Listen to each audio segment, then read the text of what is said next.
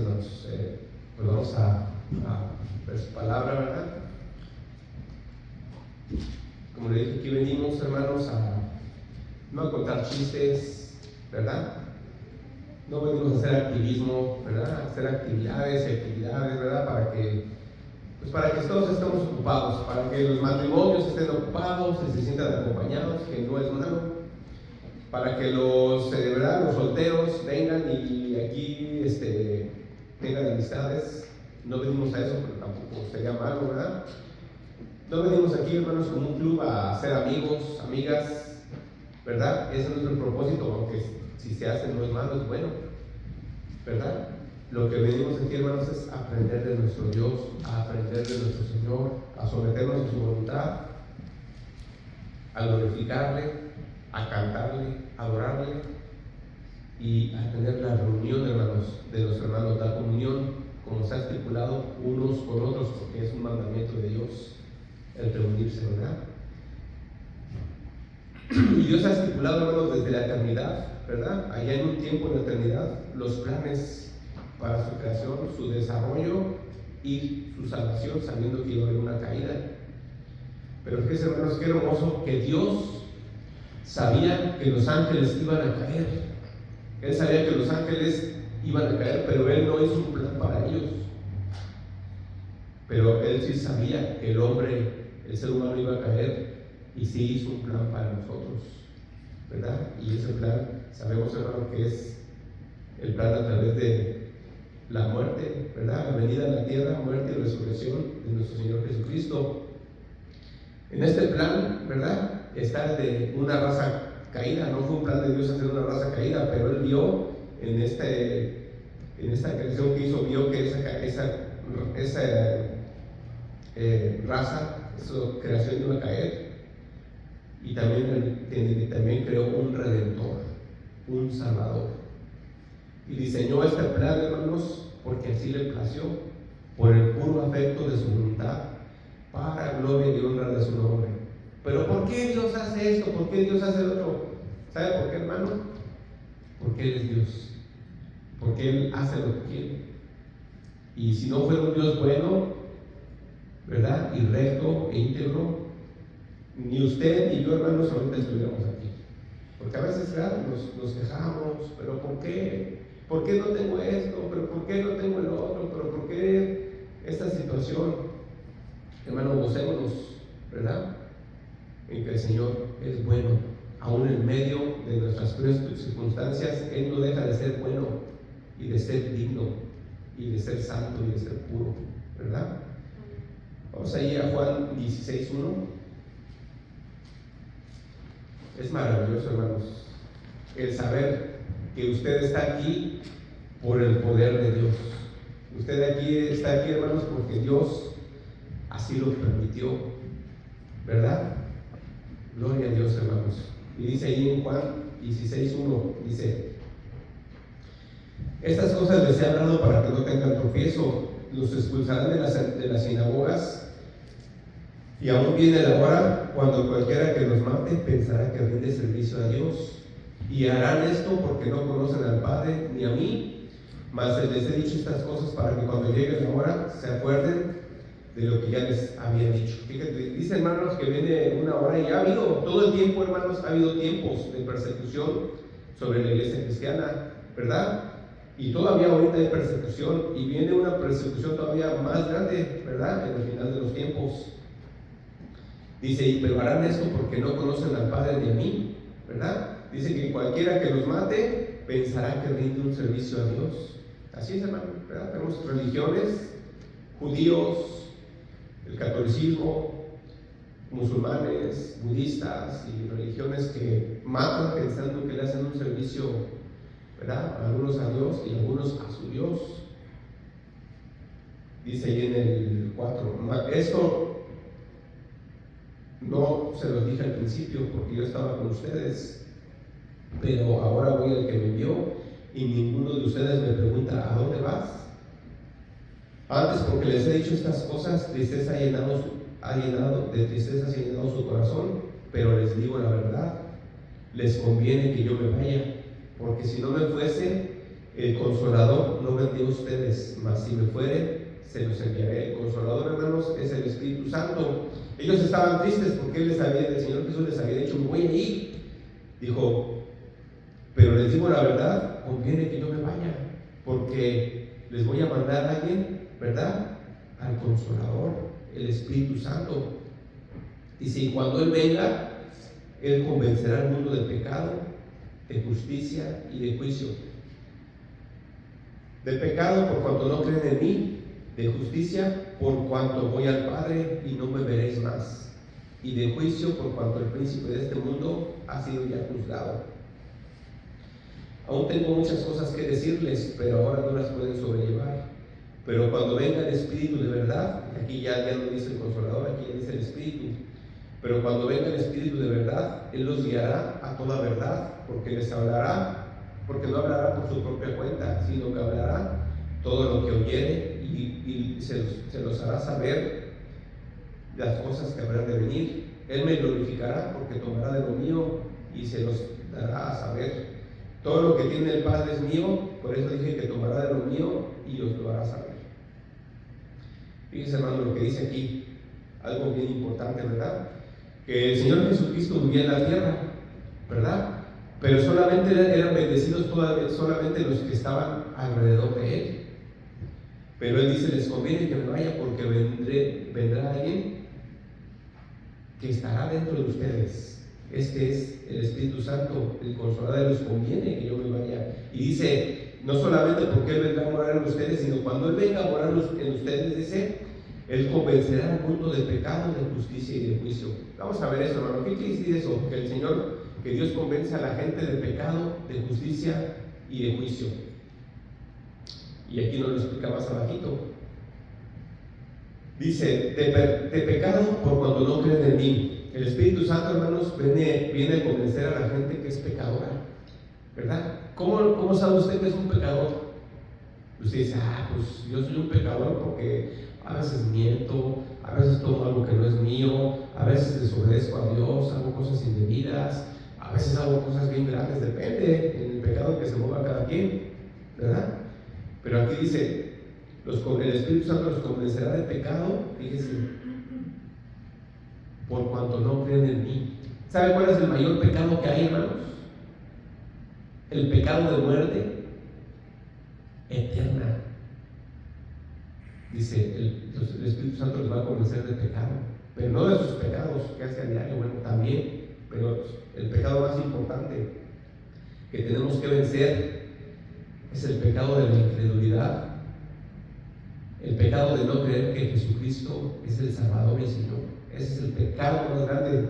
Por eso dice aquí: cuando Él venga, los convencerá de pecado, por cuanto no creen en mí.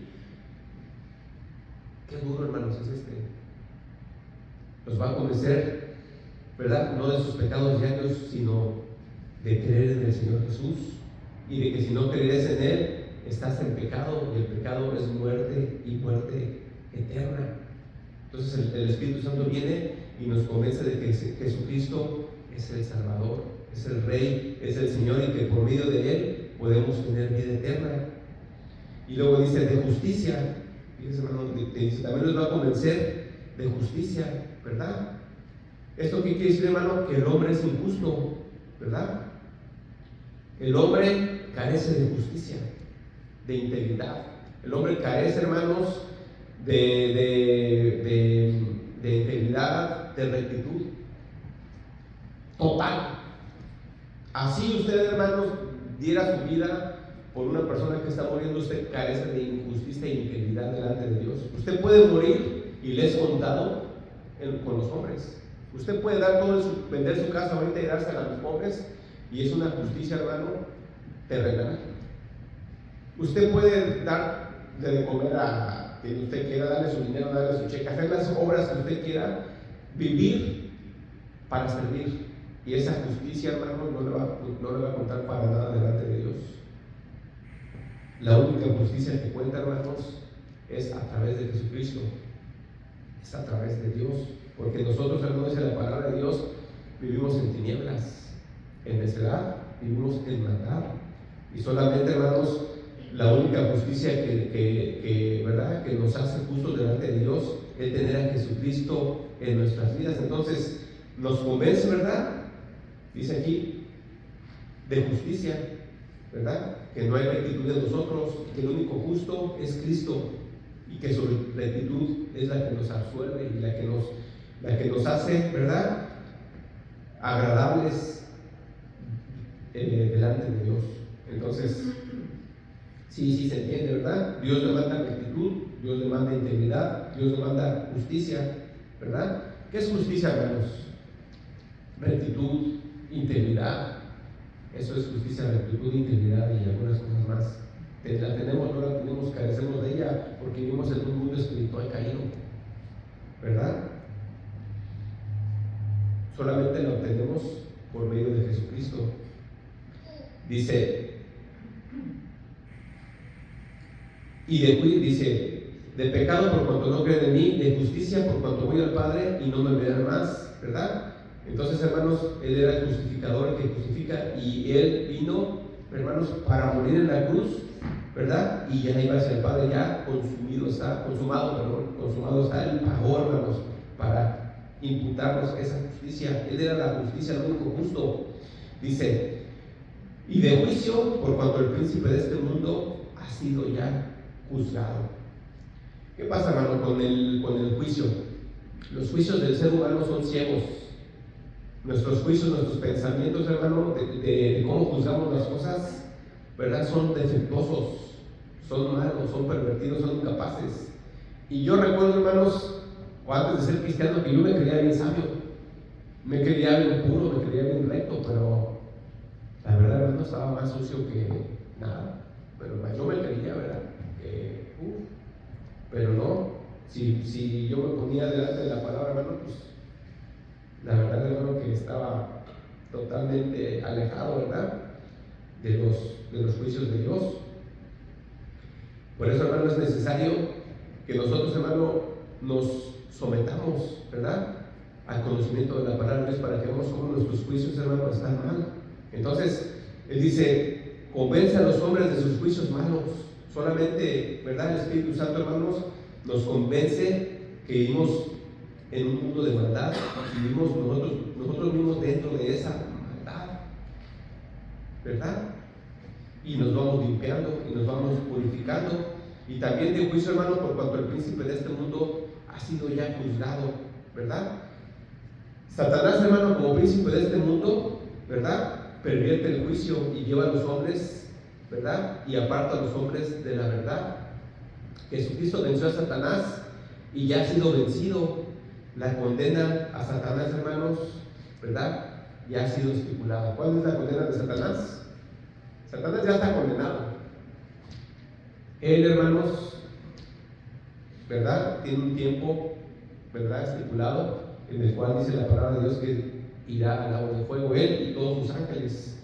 Por eso dice aquí, y de juicio por cuanto el príncipe de este mundo ha sido ya juzgado, ¿verdad? Entonces Dios nos convence de esas tres cosas, hermano: de pecado, ¿verdad?, de justicia y de juicio. Y la cosa principal que tenemos que hacer aquí, hermanos, es reconocer que somos pecadores y que sin Cristo Jesús no somos nada. Sin Cristo Jesús estamos perdidos. Vamos a ir a Hechos 24. Hechos 24.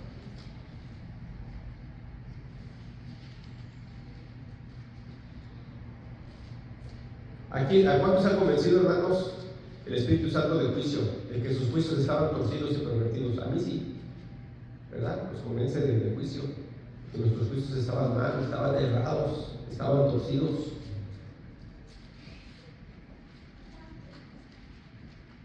Y esos juicios, hermano, el Señor nos revela que un día serán castigados, si es que siguen siendo juicios torcidos, perversos, así como Satanás ha sido ya juzgado, ¿verdad?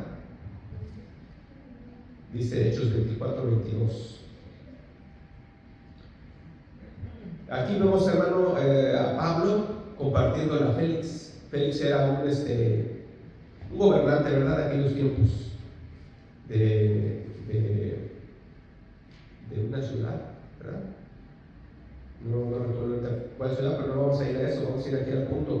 Dice en el 22, entonces Félix, oídas estas cosas, estando bien informado de este camino, les atrasó diciendo, cuando descendiere el tribuno Lisias, acabaré de conocer de vuestro asunto.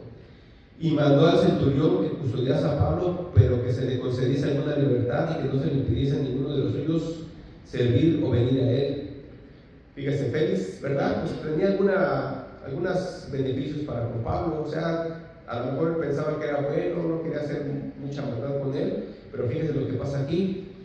Algunos días después, viendo Félix con Drusila, su mujer, que era judía, llamó a Pablo. O sea que Félix, hermano, tenía algún conocimiento de Dios, tenía algún conocimiento de la justicia, de los juicios de Dios, ¿verdad? De lo que era bueno y lo que era malo ante los ojos del Creador, porque su esposa era judía. Entonces mandó llamar a Pablo y lo oyó acerca de la fe en Jesucristo.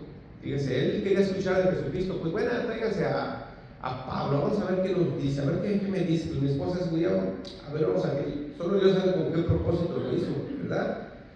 Si para entretenerse o en realidad para saber, tal vez para saber. Dice, pero al disertar Pablo, o sea, al enseñar Pablo acerca de la justicia, del dominio propio y del juicio venidero, Félix se espantó, fíjese, y dijo, ahora vete, pero cuando tenga oportunidad te llamaré. ¿A alguien le parece conocida este relato?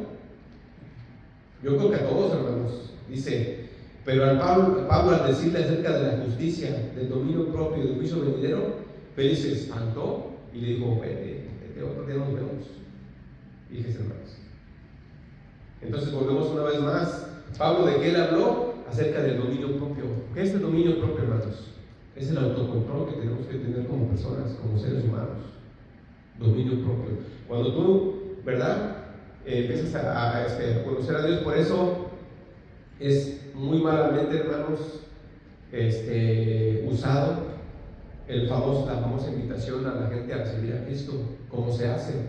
Ven a Cristo, Él te va a dar todo lo que necesitas, va a sanar tus enfermedades, te va a dar dinero, te va a dar tus posesiones, te va a dar amigo. ¿Qué necesitas? Te va a dar una mujer, te va a dar un hombre, no puedes tener hijos, te va a dar hijos. Y con tal de que la gente venga a la iglesia, hermano, les prometen todo. Y ese no es el evangelio verdadero, es un evangelio falso, torcido. No digo que no pueda incluir eso, pero no se evangeliza de esa manera, como se evangeliza hoy en día. Ven, ¿verdad? Y recíbelo. Dale una oportunidad a Cristo. Ábrele tu corazón, no seas malo, no seas así. Él te quiere bendecir con todo lo que no te imaginas. ¿No? Fíjese, Pablo lo que le dijo, cuando le habló Félix, le habló del dominio propio.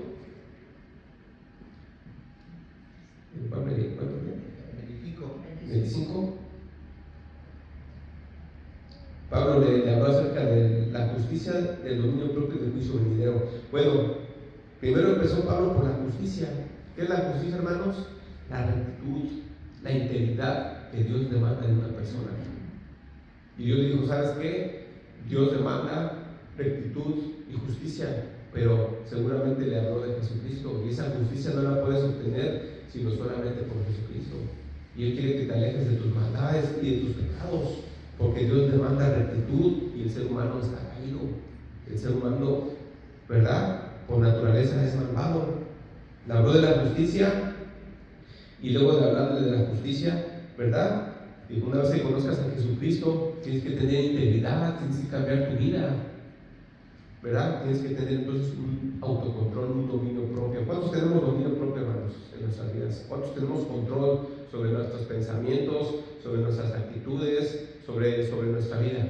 A veces no tenemos autocontrol, a veces, hermano, caemos así, pero rápido, porque, ¿verdad? La palabra de Dios no ha logrado, hermanos, tener, ¿verdad?, una autoridad sobrenatural en nuestras vidas. Necesitamos someternos nosotros, hermanos, a la autoridad de Dios para poder tener ese dominio propio. ¿Qué pasa, hermanos, cuando viene? ¿Qué llega a suceder, hermanos, si viene un momento, un pecado en el cual somos débiles en nuestra vida? ¿Nos vamos a mantener firmes o vamos a caer? ¿Cómo actúas cuando tu esposo te grita? ¿Le regresas la gritada o la grosería? ¿Cómo actúas cuando tu esposo te manotea? Pues también manoteas. ¿Cómo actúas cuando tu esposo, tu pareja, verdad? Tu esposo, tu esposa, hace algo, ¿verdad? Que no te gusta. Bien mansamente. ¿Cómo actúas? ¿Cómo actuamos con nuestros hijos? Actuamos con los hijos con paz. Les hablamos edificando. Les hablamos con tranquilidad, con amabilidad, aunque sea un pecado desagradable, ¿verdad? O actuamos con enojo, inclusive con ira, con palabras, hermanos, de maldicientes. ¿Qué sé yo? ¿Cómo actuamos, hermanos? O sea, tenemos dominio propio de nuestras vidas, y Pablo le empezó a dar toda una enseñanza. No crea que fue algo pequeño, le habló ampliamente del Evangelio. Por eso le dijo, ¿verdad? Le habló acerca de la justicia, del dominio propio, ¿verdad? Que su vida tiene que ser controlada por la palabra de Dios. ¿Cómo tiene usted dominio propio, hermanos? ¿De dónde viene el dominio propio? Del conocimiento de la palabra de Dios. Del conocimiento de la palabra de Dios. Ahí viene el dominio propio de nosotros, el control. Es cuando usted dice, ¿qué tengo que hacer, hermano? Si a usted se le pone la tentación enfrente, usted dice, no, la palabra de Dios me dice que esto no lo debo de hacer. Entonces, usted ya poniendo dominio propio a través de la enseñanza de la palabra. Porque pecados, hermanos, podemos hacer tantos en un día. Sobran, hermanos, las oportunidades para pecar en cada día, pero también, hermanos, sobran las oportunidades para poner en práctica la palabra de Dios, porque estamos en una guerra. La palabra de Dios dice que estamos en una guerra contra el reino de las tinieblas, contra Satanás, contra nuestra carne, contra este mundo caído. Vivimos en una guerra contra un mundo caído. Y ese mundo caído, ¿sabe dónde está, hermanos? En su cuerpo. A veces usted no se tiene que pelear con la pareja ni nada. Usted simplemente puede abrir su teléfono y meterse en pornografía. Simplemente puede empezar a maquinar en su mente, acordarse ¿verdad? De una actitud que le hicieron y usted está planeando vengarse o amargarse. Mucha gente, hermanos, siempre anda maquinando lo que le hicieron hace 20 años, hace un año, hace 5 días, hace 30 años. Y piensa en esa amargura, en esa venganza. Todo eso en un cristiano no puede ser, hermano. Nosotros tenemos que tener control de nuestros pensamientos, de nuestras ideas, del momento, porque tenemos un enemigo y ese enemigo está en esta carne. Ahora, échale, si ya el enemigo que tenemos es esta carne y es muy poderosa, que nos puede hacer quedar así, bueno, imagínense, esta carne gobernada gobernada por Satanás. Por eso un incrédulo, hermanos, no tiene poder ante el pecado, porque vive bajo el reino de las tinieblas. No tiene poder ni autocontrol para poder obedecer este libro. No crean que Pablo está hablando del dominio propio de cualquier persona, no, del dominio propio conforme a la Escritura. Dios te dice, no hagas esto, no lo hagas. No, pero que no. Entonces no estás aplicando dominio propio, o aplicas dominio propio conforme a tu mente y tus pensamientos, pero no conforme a la palabra de Dios. Si Dios te dice no lo hagas, no lo hagas. ¿Cómo se dice? No lo medite, ¿cómo se dice? No lo juzguemos a nuestro propio entendimiento. No lo medite, lo haré, pero ve uno las posibilidades, no lo hagas, porque ese es dominio propio conforme a la palabra, autocontrol, siendo controlados por la palabra, dominados por la palabra, ¿verdad? Sea cualquier cosa que sea. Y luego le siguió diciendo a Félix también acerca del juicio venidero, hermanos. ¿A quién le gusta escuchar del juicio venidero? A nadie. Lo menos que tú le puedes decir a una persona es que, ¿sabes qué? Hay un lago de fuego, hay un infierno. No es cierto. Esos cuentos son cuentos de antes, ¿cómo crees? Dios ya lo dicen así públicamente cada rato en la televisión y Dios no existe. Eso de Dios es puras locuras de gente boba. Dios no existe, ¿verdad? Y Pablo le habló a Félix acerca de ese juicio venidero, de que un día, hermanos, va a venir la ira de Dios. Un día la ira de Dios se consumará en un lugar, ¿verdad? de tormento eterno. Entonces dice que Félix se espantó y le dijo, vete, ahora vete. Dice, cuando tenga oportunidad te llamo. Cuando usted empieza a testificar conforme a la palabra a una persona, mucha gente, hermanos, se espanta. ¿Y cómo ustedes saben que se espanta? Porque ni siquiera quiere escuchar la palabra infierno, ni siquiera quiere escuchar la palabra fuego o lago de fuego, ni menos eterno. Dice, no tengo tiempo para eso, ahorita, otro día. ¿Verdad? Pero dice aquí también que también Félix esperaba llamarle para que Pablo le ofreciera dinero. ¿Para qué? Pues para dejarlo suelto, ¿verdad? Pero Pablo no cayó. Pablo tenía dominio propio. Dice que le ofrecía dinero para que le soltase, ¿verdad? Pero no quería escuchar la palabra de Dios. Lo que él quería en sí es dinero. Pero esa vez dijo, bueno, a ver qué cree Pablo. Entonces nosotros tenemos que tener, hermanos, bien entendido acerca de estas tres cosas, que nunca se nos olviden cuando compartimos a una persona, ¿verdad?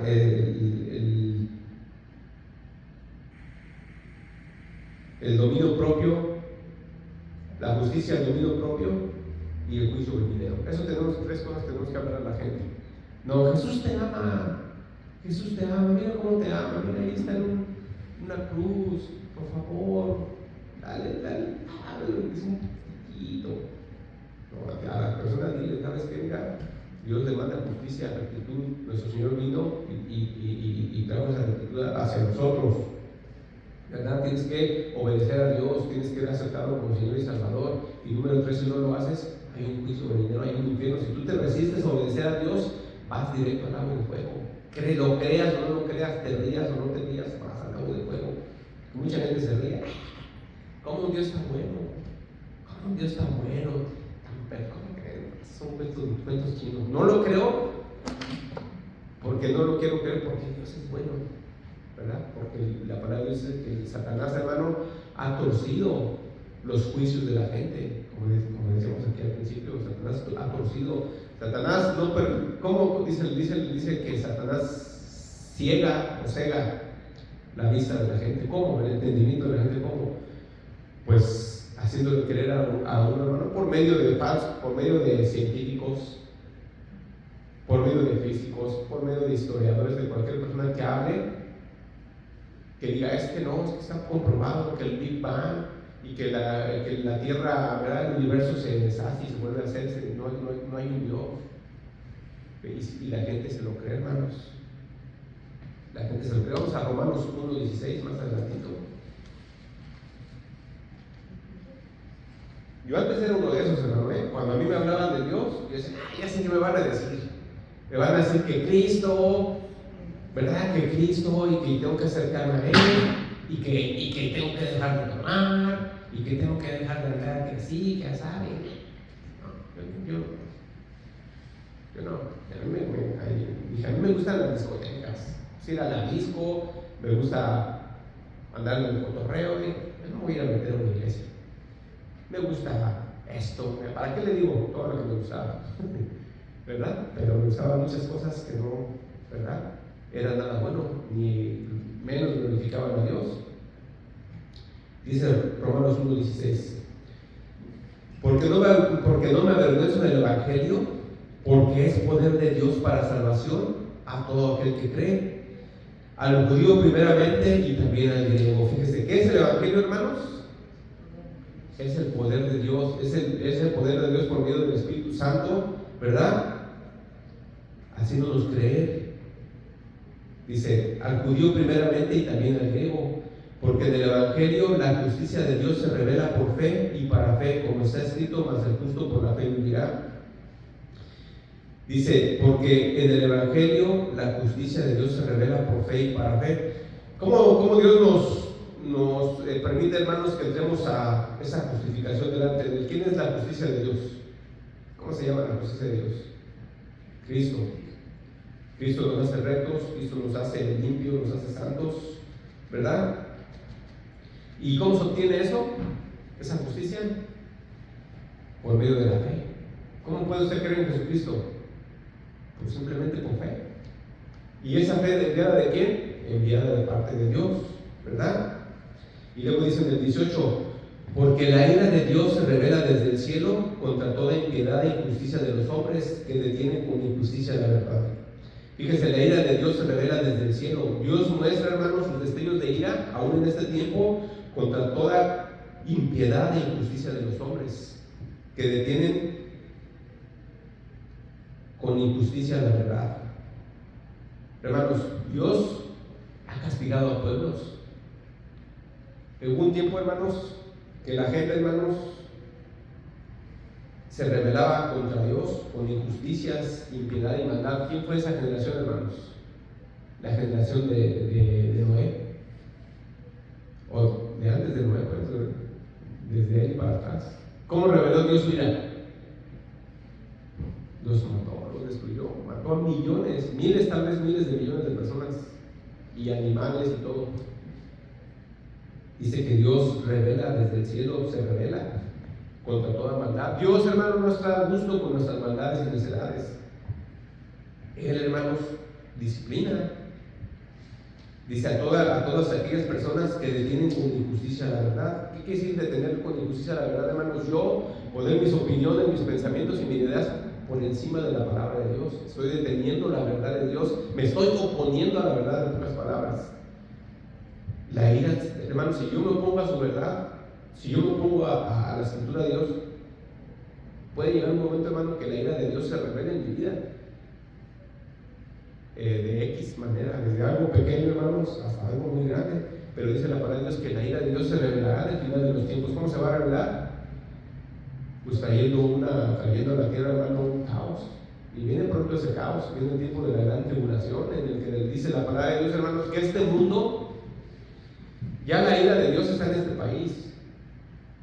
Cada cosa que pasa en un país, hermanos, sean guerras, conflictos, enfermedades, pestes, son destellos de la ira de Dios. En este país, hermanos, se revela la ira de Dios de muchas maneras. Hay muchísima gente suicidándose, jóvenes, niños suicidándose, hermanos, adolescentes. Yo no escuchaba eso antes, hermano, que niños se suicidaran. Ahora hay niños de 8, 9, 10 años, 11, 12 suicidándose. Hay más de 100,000 personas, hermano, al año en este país muriendo por una droga, el fentanilo. Es un juicio de Dios, la revelación de un juicio de Dios sobre este país, que se ha apartado de Dios y que ha dejado a Dios, se han alejado de Él. Y podemos nombrar muchas cosas como Dios muestra, porque todo lo que sucede, hermanos, no es casualidad. Nada de lo que sucede en nuestra vida, hermanos, así ahorita se me caiga y me tropiece, no fue porque me perdí la estabilidad, hermanos. Todo tiene un porqué.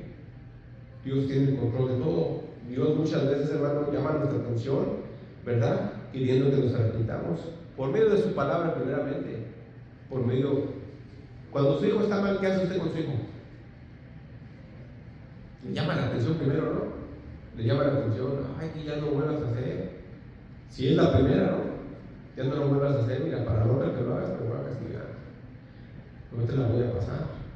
Y su hijo no le cree, lo vuelvo a hacer, y entonces viene el balazo, qué sé yo, y por la disciplina, y el hijo no le gusta, y usted dice, te dije, no te engañé, te dije. ¿Usted cree que Dios miente, hermanos? Dios no miente, Dios es amor, pero también Dios es justicia. Dios es un Dios justo que aplica la justicia cuando se tiene que aplicar y aplica el amor y la bondad cuando se tiene que aplicar también. Ahora, también, ya lo hemos dicho todo el tiempo, Dios es un Dios, ¿verdad?, paciente, que pasa muchas veces por alto nuestras maldades, porque es un Dios bueno y paciente y misericordioso, ¿verdad? Dice la ira de Dios se revela contra los que detienen con injusticia la verdad. O sea, se oponen a la verdad. Dios se revela contra toda aquella, está en contra, es enemigo de toda aquella gente que se revela contra su palabra. Dice, porque lo que de Dios se conoce les es manifiesto, pues Dios se los manifestó, porque las cosas invisibles de Él, su eterno poder y deidad, se hacen claramente invisibles desde la creación del mundo, siendo entendidas por medio de las cosas hechas, de modo que no tienen excusa. Así es, hermano. Así la gente diga, no hay Dios. Ah, Jesucristo. ¿Quién es Jesucristo? Es un simple hombre. Lo he escuchado, hermano, ahorita que hay tantísimos influencers y youtubers, hay unos muy buenos personas que hablan en el YouTube. A veces escucho yo, ¿verdad?, un poquito de todo para ver qué onda, ¿verdad? Obviamente cosas que me edifiquen, pero a veces esas personas que me edifican sacan cosas totalmente en contra de Dios. Y digo, híjoles, tanto que me gusta cómo habla esta persona, porque habla de historia y esto, y de repente mete cosas contra Dios, y, ¿verdad? Muchos de ellos meten cosas que no son correctas. Pero aquí dice, hermanos, que la gente, ¿verdad?, se opone a Dios, ¿verdad? Aquellos que hoy en día anda de moda pues el ateísmo. No es cierto, Dios no existe. Pero aquí dice que todo es, dice, hermano, que es claro, todo está claro, más claro que el agua. ¿Qué es claro, hermanos? Que lo puedes ver. Dice, se hace claramente, pero así de plano dice claramente visible. Pues uno dirá, ¿cuál? Claramente visible, que yo no veo nada. Dice, pues es visible desde la creación del mundo, siendo entendido por medio de las cosas hechas, de modo que no tienen excusa. Sí, es cierto, hermanos. Este mundo es súper maravilloso. Todo es hermoso. Usted vea, no hay animal, hermanos, yo creo que no sea hermoso. Usted ve un oso y son preciosísimos, ve un león y son hermosos, vea una marmota, son preciosos, vea un perrito y son hermosos. Uno se deleita, hermanos, en la creación de Dios, en los animales, en los pescados tan preciosos, en los colores, en las plantas, en los árboles. Y uno piensa, hermano, que es ¿cómo se llama? Se me olvidó esa palabra, hermanos, que es científica, según que, ¿mande? Por evolución, sí, por evolución simplemente, que todo salió así de la nada, y todo perfecto, y todo hermoso. Eso sí es una locura, hermanos. Creer en la evolución es una locura. Pero ahí está, hermanos, si la gente la cree. Vamos allí a Romanos 4:1. Dice, ¿qué pues diremos que halló Abraham nuestro padre según la carne? Porque si Abraham fue justificado por las obras, es decir, fue hecho justo, la justicia que busca Dios. Dice, Abraham fue justificado por las obras, tiene de qué gloriarse, pero no para con Dios. Ok, hermano, nuestras obras que nosotros aquí hacemos en la tierra, usted puede portarse muy bien, nunca haber hecho algo incorrecto, no robar, no matar, no hacer cosas indebidas, qué sé yo. Usted tiene de qué gloriarse, sí. Usted puede gloriar, mira, regalé todo mi dinero a los pobres, mira, yo me hice cargo de mis padres, mira, siempre he sido un buen ejemplo para mis hijos, mira, hago lo que puedo con el prójimo, ¿verdad? La regla de oro. Mucha gente, hermano, trata de hacer la regla de oro, de no hagas a otro lo que no quieres para ti. No, yo la verdad no me gusta, ¿verdad?, la injusticia. Trato de no hacer mal, porque a mí tampoco me gusta que me hagan muy mal. Entonces no doy lo que yo no quiero para mí. Y aquí dice, hermanos, ¿verdad? Dice, si Abraham fue justificado por las obras, tiene de qué gloriarse, pero no para con Dios. O sea, si nosotros hacemos cosas buenas, hermanos, son puntos buenos, pero a Dios no le cuenta para nada si usted no tiene a Cristo en su corazón. La única obra, hermanos, que cuenta es la que veíamos al principio. Dice, el Espíritu Santo les va a convencer de pecado, ¿verdad? De pecado, por cuanto no creen en mí. El pecado mayor, hermanos, que uno puede tener es no creer en Jesucristo, no creer en el Salvador, o creer a medias en Él. Uno no puede creer a medias en Jesucristo, hermanos. Uno tiene que entender que Él es Señor y Salvador, porque ¿de qué le sirve usted decir, oh sí, yo creo en Jesús, Él es el Salvador? No sirve de nada si usted no lo obedece. De nada le sirve. Si usted no hace un sacrificio diario por obedecerlo, de nada nos sirve. Ahí el Papa cree en Jesús según él. ¿Quién sabe? Según él, ¿verdad? Sacerdotes creen en él, pero hacen lo opuesto a los mandamientos de Dios. Tantísima gente, hermanos, que conocen a Dios. El punto, hermano, es reconocer a Jesucristo como Señor y como ¿qué? Perdón, como Salvador y como Señor. Las dos cosas tienen que ir juntas. Dice, ¿por qué? ¿Qué dice la Escritura? Creyó Abraham a Dios y le fue contado por justicia. Pero al que obra no se le cuenta el salario como gracia, sino como deuda. Mas al que no obra, sino que cree en aquel que justifica al impío, su fe le es contada por justicia. Como también David habla de la bienaventuranza del hombre a quien Dios atribuye justicia sin obras, diciendo, bienaventurados aquellos cuyas iniquidades son perdonadas y cuyos pecados son cubiertos, bienaventurado el varón a quien el Señor no inculpa de pecado. ¿A quién es a la persona, hermano, que el Señor no inculpa de pecado? ¿A quién es a la persona que el Señor no va a decir, tú pecaste? ¿A quién? Bienaventurados, esas personas, ¿quiénes son? Los que han recibido el Espíritu Santo, los que han recibido a Jesucristo como Salvador. Cuando tú has recibido a Jesucristo como Salvador, entonces tú eres limpio delante de Dios. Estás limpio. ¿Y cómo se va a manifestar, hermanos, que eres un hijo de Dios? Pues dejando la maldad, dejando la necedad. Porque entonces, ¿verdad? No vas a ser perfecto, pero te conviertes, hermanos, en un hacedor y no solamente en un oidor. Dice aquí, a Abraham la fe le fue contada por justicia. ¿En quién creyó Abraham, hermanos? En la promesa de Dios. ¿En cuál promesa? De que un día habría un Salvador. Y le fue contado por justicia. Y dice que no fue por sus obras, sino fue por gracia. Entonces, hermanos, no es de que tú creas, sino que es la gracia de Dios que te permite creer en Él. Usted sabe que usted tiene fe en Cristo porque Dios puso la fe en su mente y en su corazón. Eso lo dice la palabra. Él pone la fe en la mente y en tu corazón, porque uno por sí solo no puede. Tú no puedes agarrar y quitarte la venda por ti solo, porque el que te tiene con las manos en los ojos es alguien poderosísimo y es Satanás. Tú no puedes, yo solito pude y un día creí en Dios. No, hermanos, primeramente tiene que venir alguien que quites esa mano, ese poderío de Satanás y te saque de su poderío de él y te revele la luz de Dios. Y solamente Dios puede hacerlo a través de su Espíritu Santo. Es por eso que somos salvos, por su gracia y por su voluntad de Él, ¿verdad? Entonces, Cristo es nuestra justificación por la fe, ¿verdad? En el Salvador somos justificados. Abraham, hermanos, todos esos hombres de Dios de antes, ellos miraron, hermanos, que habría un Salvador. Ellos creían en Él. No, David habla de Jesucristo. ¿Lo vio, hermanos? No.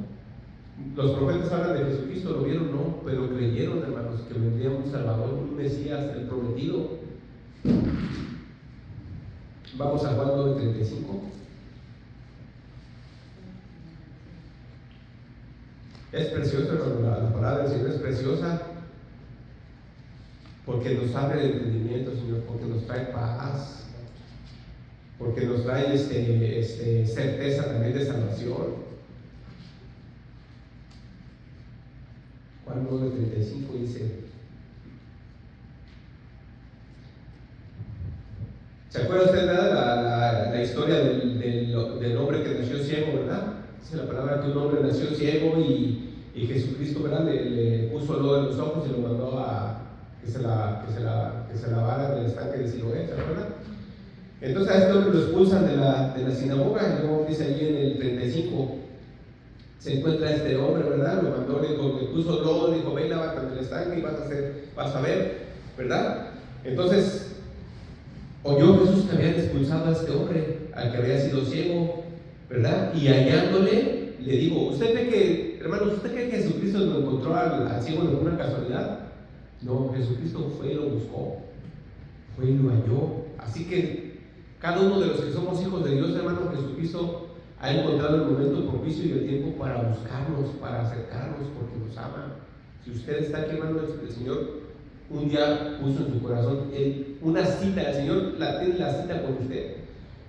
Usted, hermano, es lo que yo le he dicho muchas veces, si sus hijos, ¿verdad?, están fuera de los caminos del Señor, ore, pero sobre todo confíe en el Señor, crea en Dios, hermano, crea en Dios, dele gracias que lo salvó y ore también para que un día, hermanos, si le place al Señor, tenga esa cita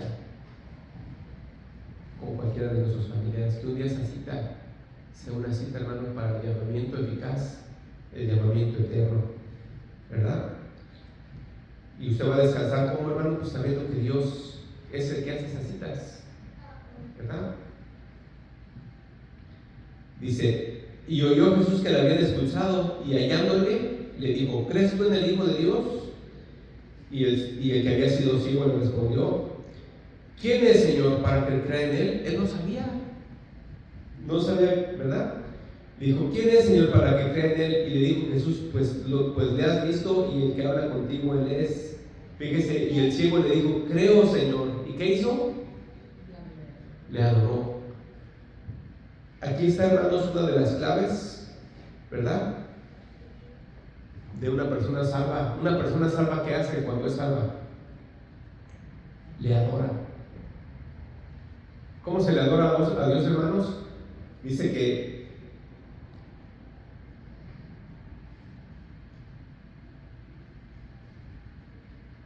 creo, Señor, y le adoró, pero en otras partes, hermano, hay gente que lo reconoce y se postran delante de él, se postran y lo adoran, o sea, reconociéndolo como Señor, como Salvador, ¿verdad? Le dijo Jesús, para juicio he venido yo a este mundo, para que los que ven, vean, los que no ven, vean, y los que no ven sean cegados. Entonces algunos de los fariseos que estaban con él, al oír esto, le dijeron, ¿acaso nosotros también somos ciegos? Jesús le respondió, si fueran ciegos no tendrían pecado, mas ahora porque dicen que ven, su pecado permanece. Vemos, hermano, que uno de los pecados más grandes que hay es compartirle usted a una persona, decirle que Jesucristo es el Salvador y la gente no quiere venir a Él. Usted de alguna manera, hermanos, está dándole a conocer que hay un Salvador. Y es un pecado, hermanos, terrible cuando estén delante de Dios y le digan, no, pues no, sí supe que hay un Salvador, pero no. Imagínese, hermano, que usted va por un desierto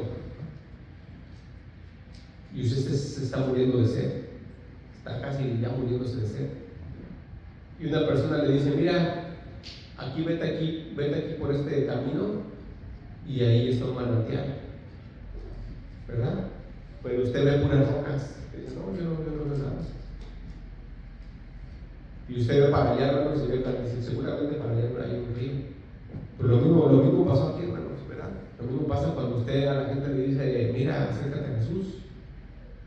Él es el Salvador, pero la gente está, ¿verdad? Como no, yo no creo que ahí haya, no creo.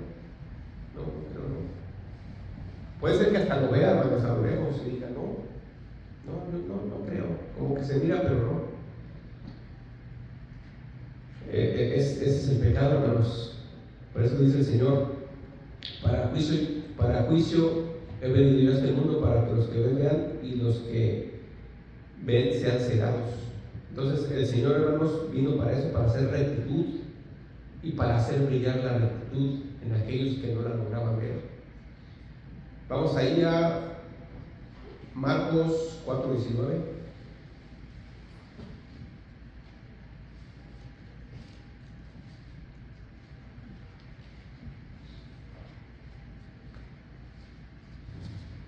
Vamos a ver otro ejemplo que el Señor nos da. Pero Dios es bueno, hermano, Dios es misericordioso. Yo le digo que a veces, hermano, yo le he compartido a gente. Y digo, no, esa persona, ¿qué va a querer de Dios? No. O nomás los veo una vez o dos veces y luego ya no seguí compartiéndoles. Y ahora, hermano, los he visto en las iglesias. Y así hay mucha gente, hermanos, que usted les habla, les comparte y no se acercan a Dios, pero llega un día, hermanos, en que llegan, porque como le dije, Dios tiene esa cita para el llamamiento eficaz. No quiere decir que ya no quisieron ahorita y nunca van a querer, no, por eso le digo, no se desespere, ¿verdad? Con los familiares cercanos que a veces tiene uno, a veces el esposo no quiere arrepentirse, ¿verdad? Y acercarse a Dios, a veces la esposa. En este caso, ¿verdad? Por ejemplo, yo conocí de Dios antes que mi esposa en ese tiempo no quería de Dios.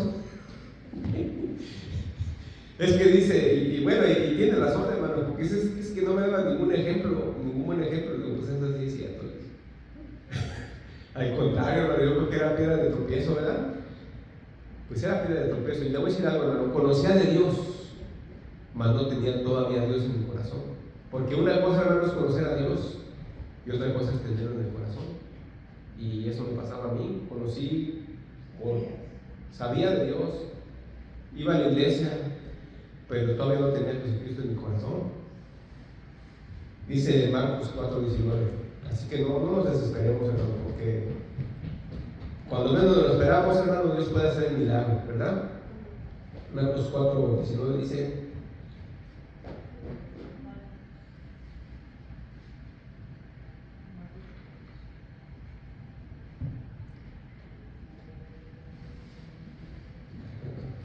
no, perdón, me equivoqué, 5:19.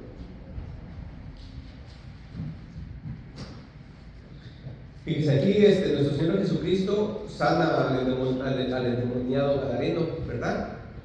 Dice que saca de él muchísimos demonios, ¿verdad?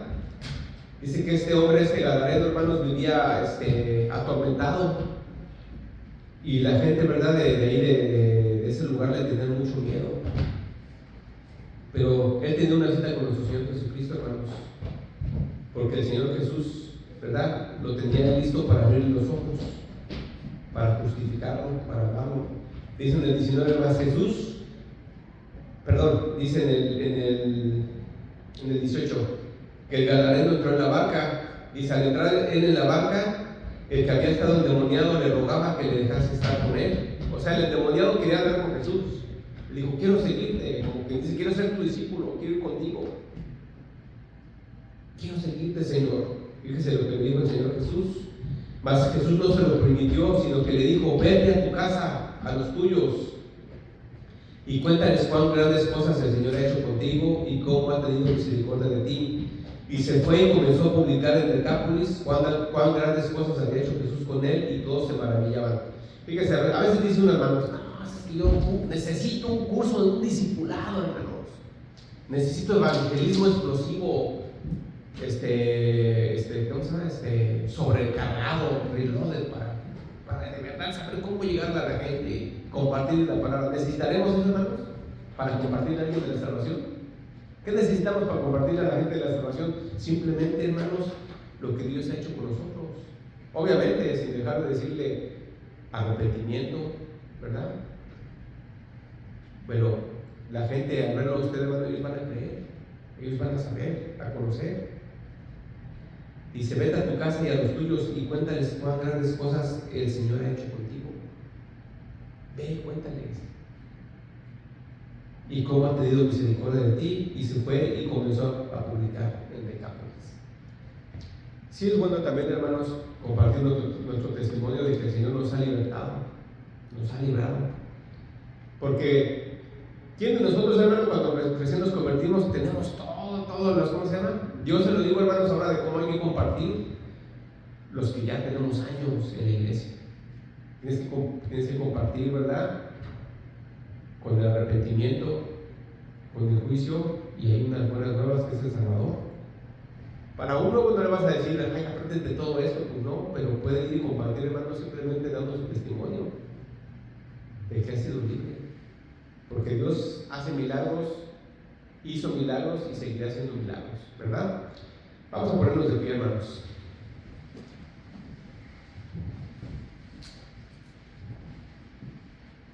Así es, hermano. Dice la palabra de Dios que el ciego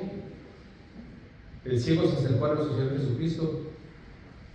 Más bien, nuestro Señor Jesucristo se acercó al ciego, y dice que una vez que le reconoció como el Mesías, como el Salvador, dice que él le adoró. Y le adoró, hermanos.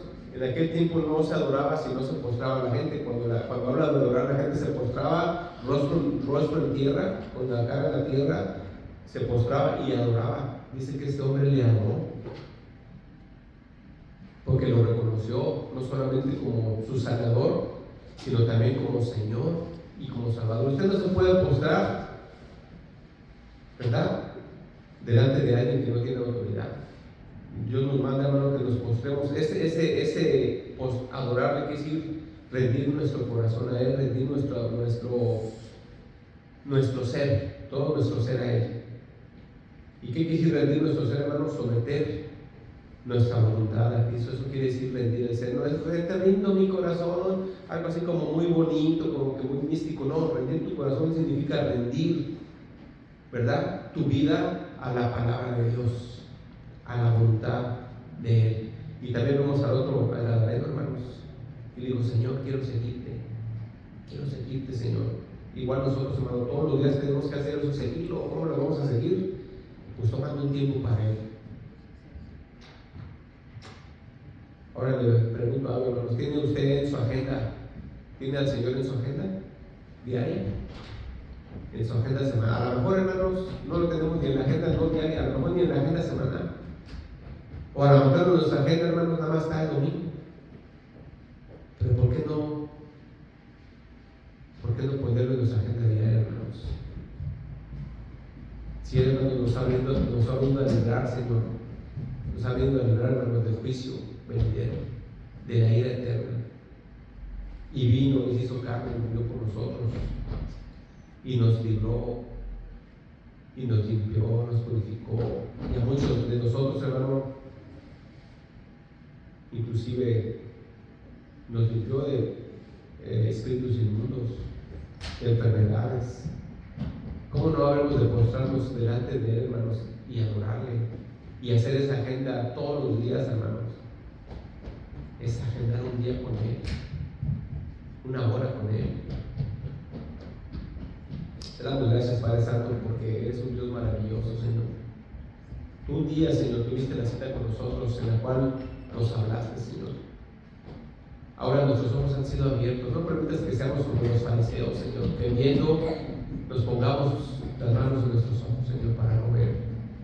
Ayúdanos a obedecer tu palabra, Señor. Tú eres un Dios bueno, maravilloso. Y los mandamientos que tienes en este libro no son para nuestro mal, Señor, son para nuestro bien, y el de nuestras familias, el de nuestro cónyuge, el de nuestros hijos, el de las personas que nos conocen, Señor. Es para edificación de nuestras vidas, y no solamente para una bendición terrenal, sino para una bendición que aprovecha para la vida eterna, Señor. Gracias, Padre Santo, por tu benignidad, por tu paciencia, por tu amor, Señor, y por haber venido, Señor, a convencernos, Señor, de pecado, Señor, porque abriste nuestros ojos, Señor, y nuestro entendimiento, Señor, de que el pecado, Señor, más grande que teníamos era el de no creer en ti, Señor. Gracias, Señor, te alabamos y bendecimos en el nombre de Jesús. Amén. Que Dios bendiga, hermanos.